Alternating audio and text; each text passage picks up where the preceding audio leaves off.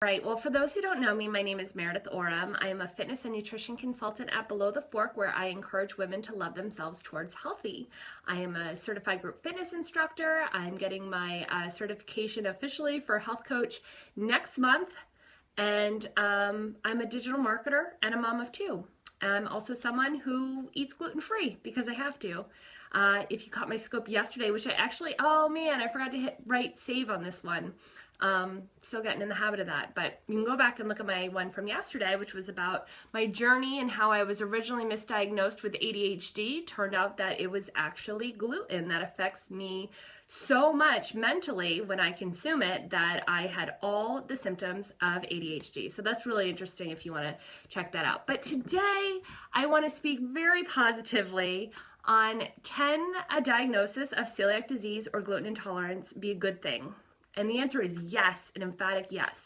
Yes, there's a lot of negative parts to it, which we can talk about later. But I want to talk about it in a positive sense. Were you really? Okay, well, I did put the caveat that I believe ADHD is a real thing. It absolutely is. I believe there are people who need to be on medication. But for me, it turned out I was misdiagnosed. So I highly recommend getting tested for celiac. It's just an option, because if you can cure all those symptoms with your change of diet versus being on medication for the rest of your life, that's pretty empowering. But if not, at least you know, right? So yeah, check that scope out. So being gluten-free, yes, it sucked in the beginning. It truly sucked finding out that I needed to eat gluten-free, and that was going to be my new life. It's one thing when you make the decision for yourself to try eating gluten-free. And I think a lot of those people who do make that decision for themselves, they're the ones who are cheating and eating gluten-filled foods. It bugs me, especially when I see people coming on here who are all about saying how sensitive their stomachs are and all this stuff, and then they'll have other Instagram posts that have cake or cookies or donuts or something in it. You're like, that doesn't add up. Or you are keeping a major secret, like this most amazing gluten-free bakery near you. So I want to talk, I'm really talking towards the people who truly have a gluten issue. It's not preference.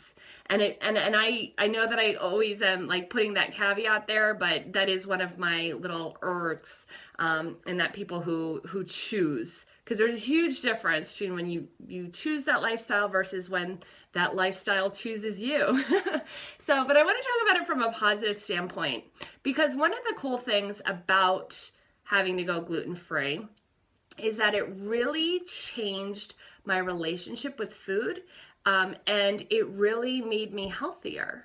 Now, what typically happens when someone gets the diagnosis, and one of the reasons, as a health coach, this is where I come into play to help people navigate this area and to not do this, but it's understandable that this happens, is you get that diagnosis and you go and walk through the gluten-free aisle at your grocery store, which it's nice that it's grown over the past few years, certainly more than 4 years ago 4.5 years ago now, when I was diagnosed.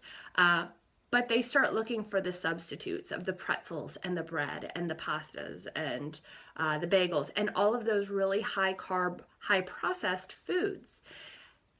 It's good that we have those options, because everyone needs a pretzel. Everyone needs a cracker every now and again.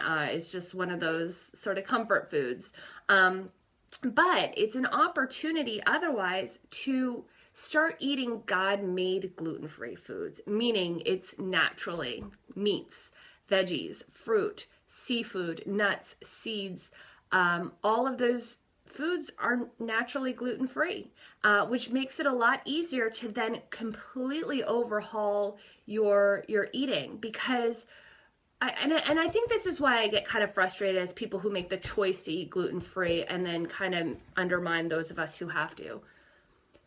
When you have to eat gluten-free, there's no struggle with willpower. There's disappointment and there's frustration, but you know how badly gluten makes you feel, how sick it makes you, or how you know, ADD it makes you, or, you know, I have intestinal kind of responses to it too that I never realized. I just always thought it was part of life. Just all those things that happen, even the weird things like I get itchy all around my rings, and my left ear, just my left ear, will get inflamed, like my head gets itchy, like all those little things. It's not worth it. It's not worth that brownie. It's not worth that like cheat meal, or, you know, I completed a 6-week program, I'm going to give myself a treat. It's not at all, because it has detrimental effects on our health. And even the thing with celiac, and I spoke a little bit about this yesterday too, it's not just about how you feel in that moment. You can turn your head and be like, oh, well, I'll just be sick tomorrow and the next day. It's not just that. Having gluten in your system can cause cancer and all sorts of ailments down the road. So it's not even just the immediate, oh, I'll just deal with it. It's down the road. So that's truly the difference. But from the perspective of your health, not only when you remove gluten from your diet are you feeling a lot better, and hopefully that's the answer to any of these weird issues that you've been having throughout your whole life. And I think that's sort of what I focused on, like the positive of once gluten was gone, like, oh my gosh, I felt like a new woman. Like, I didn't even know that I had these side effects. It's just I had lived with them for so long. I thought that was totally normal. So if you focus on all those positives and all the like happy, good changes in your life, it becomes easier to continue a gluten-free lifestyle. Now, with all that being said, it's okay to grieve the loss of gluten. You know, it's something that it's hard. It's hard. There's still times where it's hard. In fact, I just had an issue last week where it was the Mother's Day lunch at my son's kindergarten class, and it was really cute. We played bingo, and they had it decorated really nicely, and my son made a beautiful bracelet for me, and it was nice. However, they had regular pizza, and then they had a salad, which at first I was like, okay, I'll just have the salad, covered in croutons. Covered.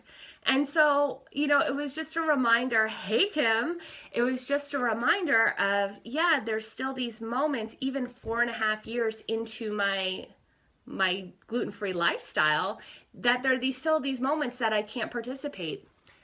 They do get scary. They do. And fortunately for me, if I have wheat or gluten accidentally, I'm not going to have anaphylactic shock or something like that.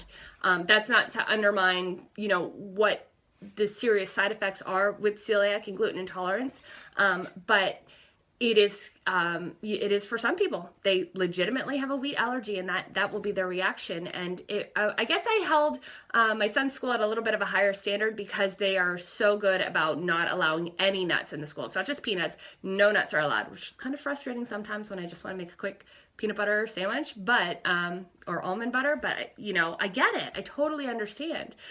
So it's just having those moments. Yeah, they still happen. Those little disappointments when you can't eat something, or you know, you can't be at the party. But I've learned ways to overcome it, and I've also found that people will surprise you in how much they'll cater to your needs. And I think it's been really awesome how thoughtful some of my friends are, like some of the acquaintances too, that I really wouldn't have even had any expectation whatsoever.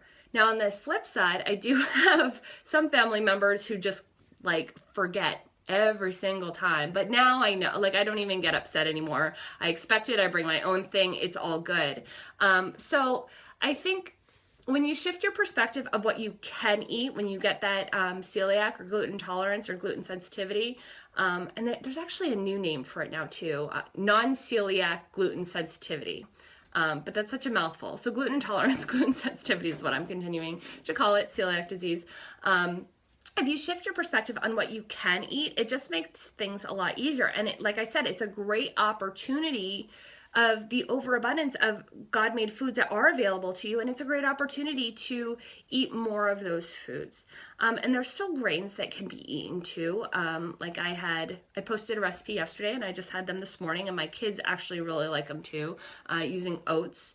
And then we eat brown rice pasta, which is better for you than most of those regular pastas anyway. What else? There's I use a lot of coconut flour, almond flour. Like, it's just, there's so many resources out there now, which is fantastic, because I felt like 4.5 years ago I didn't really have. Oh, awesome. They're really good, and Deegan is all about them too. So I really like them, and it's super simple. It took me like 5 minutes, and then you pop them in the oven. In fact, I was done making the batter before the oven was even preheated, which is it's like the race was on. So with anything, when you change your perspective and you see it as a positive, it truly can be. I understand, and I know, I've been there, that the devastation of when you first get that diagnosis is very overwhelming. And I think that's with anything. You know, it's always overwhelming at first, and you just kind of re-envision your life, and it can be scary, and that's okay. And again, you can have those moments where you're sort of mourning the loss of gluten, but once you get into the groove of things, there is a learning curve. Absolutely, there's a learning curve with anything. This one, for me, it wasn't the worst, but I did feel like questioning everything that I ate for a solid, I would say, 3 months. And then it started to get easier. And it happened in September, where I found out I had to be gluten-free.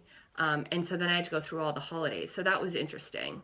And I got through it though. And there's so many resources now, again, that I think it's actually a lot easier nowadays to get a diagnosis of that. Because there's so many fun recipes and easy ways around it, and people have figured out all the fun tricks for you. So there's, I love Against All Grain. You can look at paleo stuff. That's really, I think it's actually the paleo movement that really made gluten-free a lot easier to become, because all of those recipes are gluten-free naturally, because they stay away from grains. So lots of resources. And then if you just truly feel overwhelmed, you know, work with a health professional. That's what I'm here for. That's one of the reasons I wanted to become a certified health coach, is so that I can help people who it's just so much. It's just, you know, you've been dealing with in most cases with celiac, you've been dealing with weird ailments your whole life. You've been going to the doctors and people being like, well, I don't think anything's wrong with you. It's in your head. I've been there. And then I got put on medication for almost, let's see, I think I was on it for like 8 years. 8 years, 7 years. And actually, no, like 9 years. I was on Adderall XR, and then turns out I don't need to be. Like, there's frustration there. There's emotions tied to that when you realize, you mean I could have just gotten gluten-free many years ago and we could have avoided all of this? So dealing with a lot of emotions, dealing with the overwhelm of, you know, the grocery store looks like a whole new jungle now. And then having to navigate through parties and all of that. That's one of the reasons I wanted to become a certified health coach, so that I can help people who are in that position. So if you find yourself there, you know, feel free to reach out to me, Ms. Mara Oram at belowthefork.com. I'd love to help you out. And I can also give you a list of other resources and give you some recipes to get yourself started as well. So I hope that was helpful for you guys. Thank you so much for joining in. Again, my name is Meredith. You can find me Below the Fork across all social media channels. And I hope you guys have a lovely day. See ya.